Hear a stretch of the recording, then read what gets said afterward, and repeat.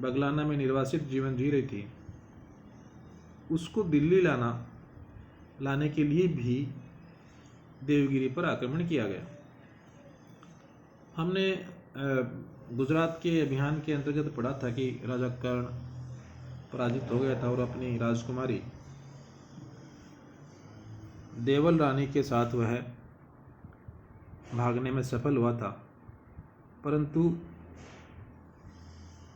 कर्ण की प्रमुख रानी कमला देवी उस समय आक्रमणकारियों के हाथ लग गई थी और उन्होंने उसे दिल्ली अलाउद्दीन खिलजी के पास भेज दिया था। तो ये कहा गया कि वो जो कमला रानी है वो अपनी पुत्री से मिलना चाहती है और इसलिए ये अपेक्षा की गई कि कर्ण उसको दिल्ली भेज दे। तो ये दो महत्वपूर्ण कारण माने जाते हैं देवगिरी पर आक्रमण करने के।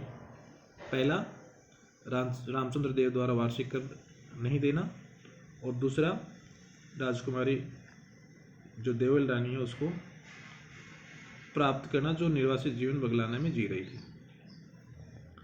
परंतु बरनी के इस कथन के साथ साथ हम ये भी कह सकते हैं कि एक प्रकार से रामचंद्र देव के ऊपर आधिपत्य स्थापित करना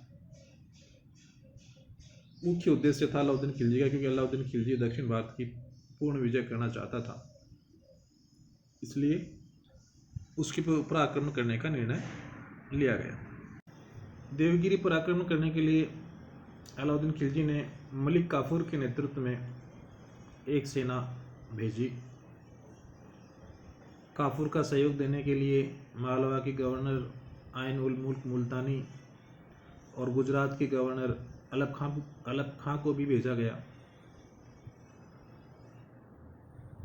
मलिक काफूर मावला पहुंचा और मावला पहुंचने के बाद उसने गुजरात के शासक कर्ण के पास एक संदेश भिजवाया कि वह अपनी पुत्री देवल रानी को सौंप दे, परंतु कर्ण किसी भी कीमत पर देवल रानी को सौंपना नहीं चाहता था, इसलिए उसने इस बात के लिए इनकार कर दिया, मानने के लिए इनकार कर दिया। इस पर काफूर ने अलफ खां को एक सेना के साथ बगलाना राजा कर्ण के ऊपर आक्रमण करने और देवल रानी को प्राप्त करने के लिए भेजा।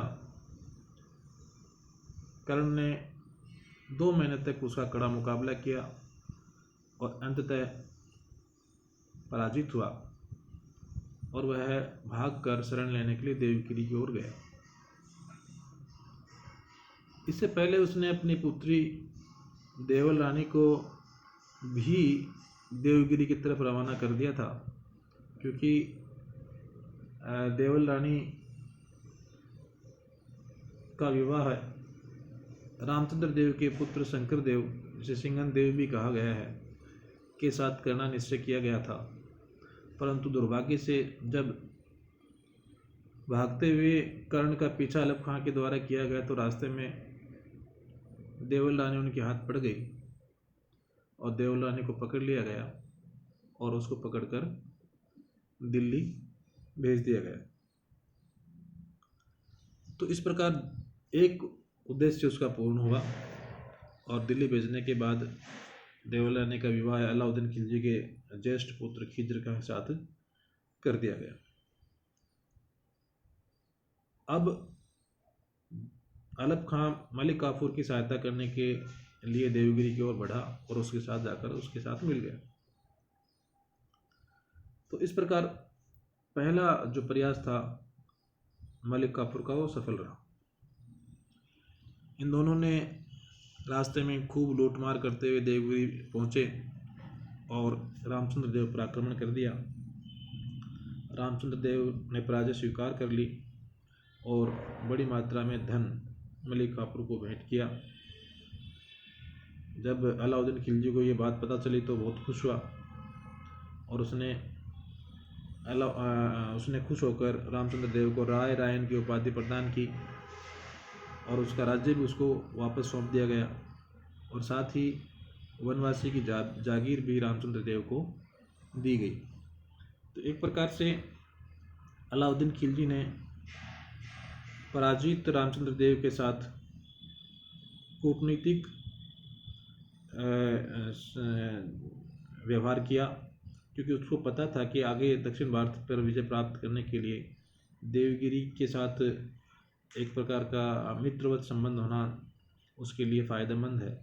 और इसलिए उसने रामचंद्र देव ने जैसे ही उसकी अधीनता स्वीकार की, उसे उसका राज्य वापस लौटा दिया और साथ ही एक जागीर भी, वनवासी की जागीर भी उसे प्रदान की।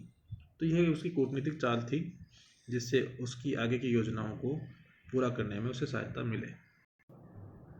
जैसा कि डॉक्टर के.एस. लाल ने भी लिखा है कि राजा रामचंद्र देव के साथ अलाउद्दीन खिलजी का जो व्यवहार किया गया था वो एक कूटनीतिक चाल थी। अब उसे रामचंद्र देव के रूप में दक्षिण में एक मित्र मिल गया और जिससे उसकी दक्षिण भारत में भावी योजनाओं को पूरा करने में सहायता मिल सकती थी। तो इस प्रकार आज की इस वीडियो में हमने अलाउद्दीन खिलजी की दक्षिण भारत के विजयों के बारे में कुछ महत्वपूर्ण विजयों के अंतर्गत देवगिरी के ऊपर विजय का अध्ययन किया और हमने ये भी जाना कि अलाउद्दीन खिलजी के समय दक्षिण भारत में कौन कौन से महत्वपूर्ण और शक्तिशाली राज्य थे जिनके ऊपर उसने आक्रमण करने का निश्चय किया। आशा है आज का ये टॉपिक आपको अलाउद्दीन खिलजी की दक्षिण भारत की विजयों को समझने में सहायक सिद्ध होगा। धन्यवाद।